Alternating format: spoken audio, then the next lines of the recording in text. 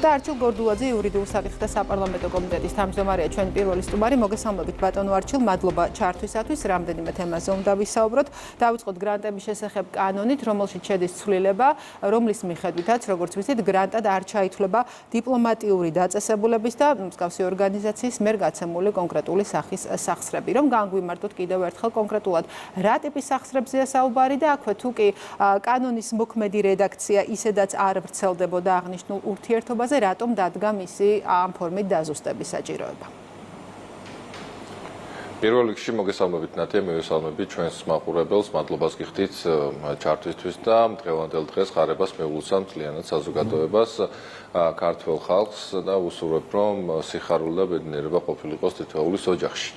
რაც შეეხება კონკრეტულ საკითხს, საკანონმდებლო ინიციატივას, ყველამ ძალიან კარგად იცის, რომ რამდენიმე ცვლილება განხორციელდა საკანონმდებლო კუთხით ჩვენი გუნდის ინიციატივით, რომლის მიზანი არის ერთი მხრივ გამჭვირვალობის უზრუნველყოფა, გარედან შემოტანილი თანხების შესახებ ინფორმაციის მიწოდება საზოგადოებისათვის, ამავდროულად მეორე მხრივ ქვეყნის უსაფრთხოების დაცვა, ქვეყნის სუვერენიტეტის დაცვა, მაშინ, როდესაც ჩვენ გვესმის განსაკუთრებით მაღალი თანამდებობის პირების მხრიდან უწყოეთიდან განცხადებების კეთება, რომ ისინი ყველაფერს გააკეთებენ, რომ ჩვენს ქვეყანაში ხვრელები იპოვონ, საკანონმდებლო სივრცეები იპოვონ და შემოიტანონ თანხები და დააფინანსონ ის პირები, რომლებიც მიაჩნიათ მხოლოდ ისინი მიაჩნიათ მოქალაქეებად და ადამიანებად და სხვა თითქოს მილიონობით ადამიანი ჩვენს ქვეყანაში უბრალოდ ადამიანიც კი არ არის ამ მცირე ჯგუფის აქცენტის გაკეთებით, ეს რა თქმა უნდა მიუღებელია ნებისმიერი სახელმწიფოსათვის და სხვა ქვეყნებში ზუსტად ანალოგიური მიდგომიდან გამომდინარე ცდილობენ, რომ გარეთ-შარევებისგან თავი დაიცვან. ჩვენ ზუსტად ამ მიზნით არაერთი ცვლილება შევიტანეთ უკვე საკანონმდებლო სივრცეში. რაც შეეხება ამ კონკრეტულ ცვლილებას გრანტების შესახებ კანონში, ცვლილება ეხება პოლიტიკური საქმიანობის განმარტებას, თუ რა იგულისხმება გრანტად და მოქმედი რედაქცია ამბობს ერთ ნაწილს, რაც პირდაპირ თარგმანი არის ამერიკაში მოქმედი გამჭვირვალობის კანონისა, FARA-ს კანონისა, რომელიც დაახლოებით 100 წელია, ცოტა ნაკლები, რაც მოქმედებს ამ ქვეყანაში და იქაც საუბრობენ, რომ შესაძლებელია, რომ გამკაცრდეს და კიდევ უფრო მეტად თავდაცვისუნარიანი დემოკრატიის პრინციპიდან გამომდინარე, მეტად ეფექტური გახდეს ეს კანონი. ზუსტად ეს თარგმანში პირდაპირ სიტყვასიტყვით არის გადმოტანილი, რომ ის თანხები, ის სახსრები, მათ შორის მატერიალური სიკეთეების გადაცემა თუ მატერიალური ტექნიკის გადაცემა, რომელიც მიზნად ისახავს საზოგადოებას ეს ზეგავლენის მოხდენას, რომელიც თავის მხრივ მიმართულია პოლიტიკის შექმნისკენ, განხორციელებისკენ ან გაუქმებისკენ, ეს არის გრანტი და შემდეგ გრძელდება, აგრეთვე გრანტად მიიჩნევა სხვა სახელმწიფოს ან სხვა სახელმწიფოს პოლიტიკური პარტიის ინტერესების შესაბამისად საქმიანობის განხორციელება და ამისთვის გადაცემული თანხებიო და ჩვენ გვაქვს რა თქმა უნდა კანონი, ამავდროულად არსებობს საერთაშორისო შეთანხმება, ვენის კონვენცია, რომელსაც მიერთებული ვართ და იერარქიულად ის უფრო მაღალი იურიდიული ძალის მქონე აქტია, შესაბამისად მოქმედი რედაქციაც დიპლომატიურ ორგანიზაციებზე, ანუ დიპლომატიურ კორპუსზე არ ვრცელდება, თუ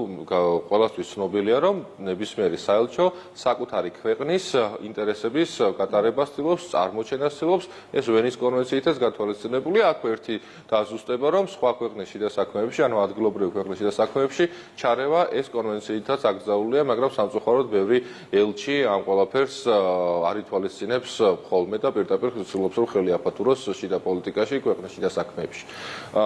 გამომდინარე იქიდან, რომ საელჩო საკუთარი ქვეყნის ინტერესებს ატარებს, მისთვის საკუთარი ქვეყნიდან მისთვის თანხის ჩარიცხვა საკუთარი მიზნებისთვის, ვიღაცას რომ არ ჩაეთვალა, რომ ესეც გრანტია, ინსინუაციები რომ არ მოყოლოდა ამ ყველაფერს სრულ კამპანია, fake news-ები არ გაევრცელებინათ, რომ აი თურმე სახელმწიფო აკონტროლებს, თავრობა აკონტროლებს დიპლომატიური კორპუსის საქმიანობას და თანხმოვანს. იყო რაიმე ასეთი შენიშვნები და ვაკვალებები ამ ხნის განმავლობაში ამ კანონის მოქმედების განმავლობაში?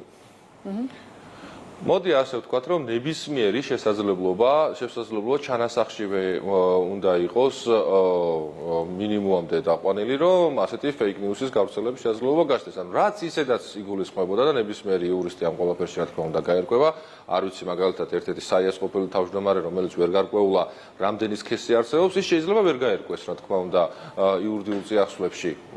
ან უბრალოდ შეეცადოს, რომ ტყუილი გაავრცელოს, მაგრამ რეალობა არის ერთი, ნებისმიერი იურისტისთვის იერარქიულად უფრო მაღლა მდგომი აქტი, რა თქმა უნდა, უფრო უპირატესია, ვიდრე მაგალითად კანონი. საერთაშორისო შეთანხმება, კონვენცია უფრო უპირატესია, ვიდრე ჩვენი კანონი და რა თქმა უნდა, მოქმედ რედაქცია საერთოდ არ ვრცელდებოდა საელჩოების იმ საქმიანობაზე, რომელიც საკუთარი მიზნებიდან, საკუთარი საჭიროებიდან გამომდინარეა.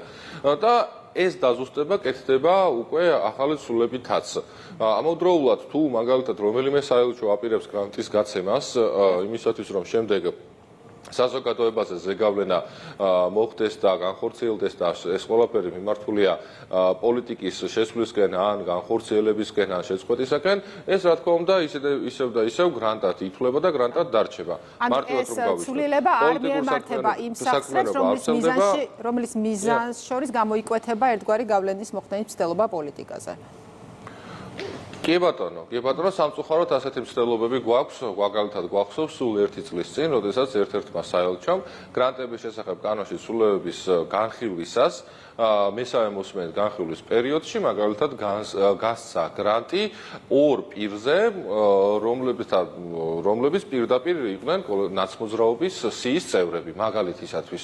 ეს რა თქმა უნდა, როგორ შეიძლება ვერ ჩაითვალოს გრანტად და პოლიტიკურ გრანტად, ეს წარმოუდგენელია. სამწუხარო მაგალითები ბევრი გქონია და მათი ჩამოთვლა ძალიან შორს აგვიყვანს და ჩვენი მიზანიც ეს არის, რომ მინიმუმამდე დავიყვანოთ შესაძლებლობა არალეგალური შავი ფულის ჩვენს ქვეყანაში შემოტანისა, ხოლო მეორე მხრივ თუ ვინმე სიკეთის გაკეთება უნდა და თანხის შემოტანა უნდა ჩვენს ქვეყანაში, რა თქმა უნდა, მთავრობის თანხმობის შემთხვევაში შესაძლებელი გახდება და იქნება კიდეც და პირიქით მადლობელების ვიქნებით, pirikit ჩვენს როგორც მადლობას გადავხდით, ასევე გავაპიარებთ კიდეც, რომ რაღაც კარგი სიკეთე კეთდება და არაერთი მაგალითია, მაგალითად ასეთი გრანტების შესახებ თანხმობის გაცემისა საქართველოს მთავრობის მხრიდან, მაგრამ სამწუხაროდ ჩვენ ვხედავთ ისეთ რაღაცებსაც, როგორც მაგალითად ერთ-ერთ დებატების ეთერში და ძალიან კარგია, რომ დებატები იმართება, საზოგადოებაში ბევრი რამე ხდება ცნობილი, რომ მაგალითად ერთ-ერთი არასამთავრობო ორგანიზაციის ხელმძღვანელმა პირდაპირ განაცხადა, რომ მას შემდეგ, რაც 2024 წელს გამჭვირვალობის შესახებ კანონი შევიდა ძალაში, მისმა დონორმა გადაწყვიტა, რომ მისთვის თანხები აღარ ჩაერიცხა და ეს რა არის თუ არა ზეწოლის მცდელობა ადგილობრივ არასამთავრობო ორგანიზაციაზე, რომ მე შემდეგ ამან გააპროტესტოს და გამჭვირვალობის კანონს უწოდოს მაგალითად რუსული და ამით შეეცადოს, რომ თავის დონორს თავი მოაწონოს და შემდეგ თანხები მიიღოს. სამწუხაროდ ხედავთ, რომ არსებობენ ძალები, რომლებიც პირდაპირ ღიად გაცხადებულად შეიცვალა მსოფლიო წესრიგი. ხედავთ თუ მაგალითად წარსულში ბევრი საკითხი იყო დაახლოების გასმება მიმდინარე, ან ყოველ შემთხვევაში ცდილობდნენ ხოლმე, რომ გარკვეული გავლენების შემოტანა სხვადასხვა ქვეყანაში ქონოდა შეფუთვა. ახლა ეს ყველაფერი პირდაპირ არის სააშკარაოზე გამოტანილი და პირდაპირ გვეუბნებიან, როგორ ვინ იფიქრებდა, რომ მაგალითად წარმოედგინა, რომ ევროკავშირის ერთ-ერთი კომისარი, ამავდროულად ევროკავშირის წარმომადგენელი ჩვენს ქვეყანაში იტყოდნენ, ზოგადად იტყოდნენ, რომ ჩვენს ქვეყანაში აქვს სურვილი, რომ ნახონ საკანონმდებლო ხარვეზები, ნახონ სივრცეები და შემოიტანონ თანხები, რომ როგორმე დააფინანსონ, მაგალითად, გალბატონი ლომჯარია, დააფინანსონ გვარამია, დააფინანსონ სხვა მის პირები, რომლებიც როგორც მინიმუმ ამ ქვეყნის სასიკეთო საქმეებში შემჩნეულები არ არიან პირიქით. პირიქით ისინი ყოველთვის ცდილობენ, რომ მაგალითად კაპიტანი გიგაურის მსგავსად საქართველოს წინააღმდეგ სრულ ჩვენებები მისცეს სხვადასხვა საერთაშორისო პლატფორმაზე იარონ, სხვადასხვა კაბინეტებში კარ-და-კარ კორიდორ და როგორმე ჩვენი ქვეყნის საერთაშორისო ორგანიზაციების საჯარო განცხადებებში და შეფასებებში ეს კანონი და მასთან დაკავშირებული სხვა კანონმდებლობა პრობლემურ თემად მიიჩნევა ხოლმე. თქვენ ახსენეთ საუბრის დასაწყისში, რომ აი ამ მიმართულებით რამდენიმე რამდენიმე ცვლილება შევიდა კანონში, აი პრაქტიკული სარგებელი, აი ასე რომ შევაფასოთ, თქვენი თვალით დანახული რა არის მას შემდეგ, რაც კანონებით აი ეს სფერო მეტნაკლებად მოწესრიგდა. როდესაც სხვადასხვა ორგანიზაცია განცხადებებს აკეთებს, მაგალითად ქართულ გამჭვირვალობის კანონთან დაკავშირებით, მაგალითად ფარას ქართულ თარგმანთან დაკავშირებით, ან გრანტების შესახებ კანონში გახორციელებულ ცვლილებებთან დაკავშირებით, პირველ რიგში კეთილი ინებონ ამ ორგანიზაციებმა და მათ შორის სამართლებრივადაც გააკრიტიკონ მაგალითად ამერიკის შეერთებული შტატები, გააკრიტიკონ საფრანგეთი, დიდი ბრიტანეთი, ისრაელი. ჩვენ სხვათა შორის გვახსოვს, რომ ევროკავშირის 2024 წელს აპირებდნენ გამჭვირვალობის კანონის იდენტური ცვლილებების მიღებას, რომელიც იქნებოდა მითითებითი სხვა ყველა ქვეყნისათვის, მაგრამ ამ დირექტივის განხილვა გააჩერეს და პირდაპირ ოფიციალურ დოკუმენტში ეწერათ და ახლაც წერია, ეს ფურცლები არ იწვის და ყველას შეუძლია ნახოს, რომ გაჩერების მიზეზი იყო, რომ თუ ჩვენ ევროკავშირში ამ დირექტივას მივიღებთ, მაშინ ვერანაირად ვერ შევძლოთ, რომ საქართველოში მიმდინარე პროცესები, საკანონმდებლო ცვლილებები, გამჭვირვალობის კანონის მიღება გავაპროტესტოთო. ვხედავთ, რომ არის სტანდარტების პირდაპირ რღვევა, უსტანდარტობასთან, ერთთან, ორმაგ სტანდარტთან კი არა, უბრალოდ უსტანდარტობასთან გვაქვს საქმე. თითქოს ისე გამოდის, რომ სხვადასხვა ქვეყანას თუ ძლიერი ეკონომიკა აქვს, მაგალითად, ბევრი ჯარისკაცი ყავს, ან დიდი პოლიტიკური შესაძლებლობები აქვს, ისინი ხალხი არიან და მათ შეუძლიათ რომ საკუთარი ქვეყანა და საკუთარი ქვეყნის ინტერესები დაიცვან და გარეჩარევების მინიმუმამდე დაიყვანონ, ხოლო ჩვენ, რომელიც პატარა ქვეყანა ვართ, მაგრამ ღირსებით არავის რომ არ ჩამოუვარდებით, არ ჩვენი კულტურით და არ ჩვენი ისტორიით, თუმცა ჩვენ ამის უფლება არ გვაქვს. შემთხვევით იმიტომ ხომ არ ხდება, რომ რაზეც საუბრობს მაგალითად ამერიკის შეერთებული შტატების მოქმედი ადმინისტრაცია, რაზეც საუბრობს მაგალითად ბრიტანეთის ყოფილი პრემიერ-მინისტრი, რომ არსებობენ ძალები, რომლებსაც ისინი deep state-ს უწოდებენ, ხოლო ჩვენ გლობალური ომის პარტიას, რომ თავიანთი გავლენები გაზარდონ სხვადასხვა ქვეყანაში.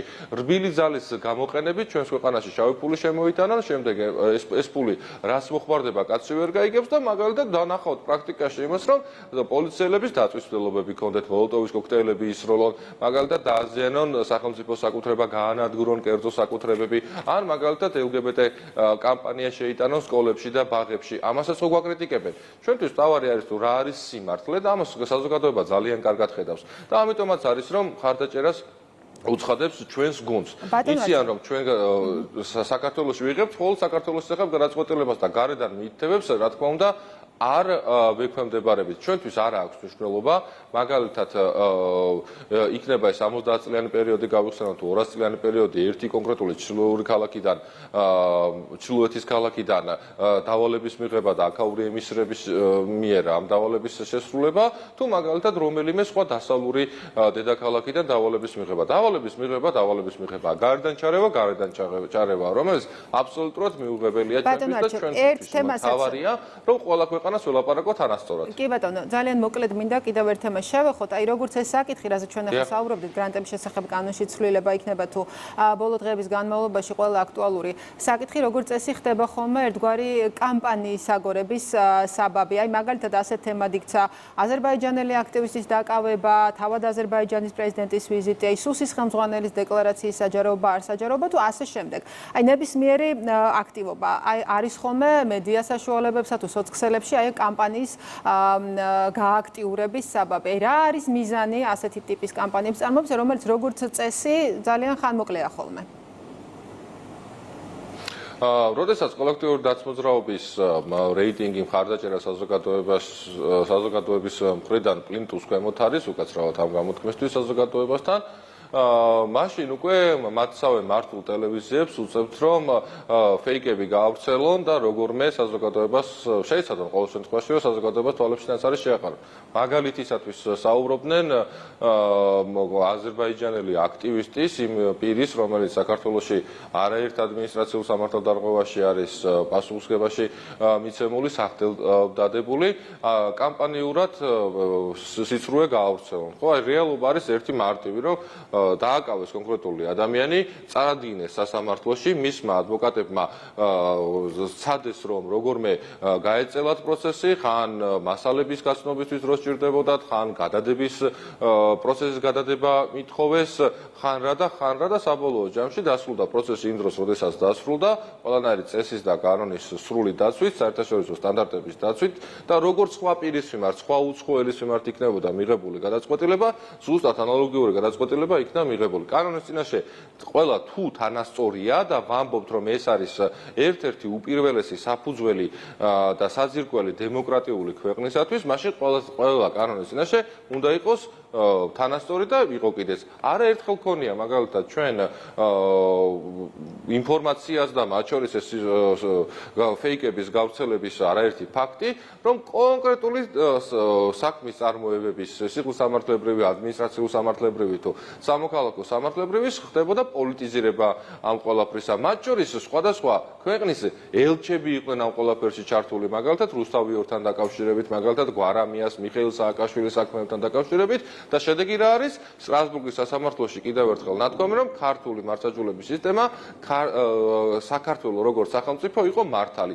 მაგრამ ანდყულების გავრცელებისთვის მათ შორის იმ ელჩებსაც არასდროს ბოდიში არ მოუხდიათ. ახლა ზუსტად იგივე აგრძელებენ, იგივე მცდელობები აქვს ყოველ შემთხვევაში, მაგრამ კარგად უნდა ხედავდნენ წესით, რომ მათი ეს სიცრუე ყოველთვის მხილებულია და ამ სიცრუის სიცოცხლეს უნარიანობა საერთოდ დღეებსაც კი ვეღარ ითვლის, საათებით არის დათვლილი ხოლმე და საზოგადოება ძალიან კარგად ხედავს და სწორად აფასებს, რაც მთავარია, გონიერი საზოგადოება სწორად აფასებს მიმდინარე მოვლენებს, ხედავს რა ჩარევების ცდილობებს. დანარჩენი ეს პოლიტიკური ინსინუაციები არის ხოლმე ერთი დღის ან ორი დღის ნიუსი, რომელიც საბოლოო ჯამში, რა თქმა უნდა, ისევ და ისევ მივა იქამდე, რომ სიმართლე ყოველთვის იმარჯვებს და მაგიტომაც ვართ ძლიერები, რომ ჩვენ ვართ სიმართლის მხარეს და ამიტომაც ქართულ ხალხთან ერთად ვდგავართ სიმართლის ადარებისას. მადლობა ბატონო არჩილ გორდულაძე, იურიდიულ საკითხთა კომიტეტის თავმჯდომარე გახდა ჩვენი სტუმარი.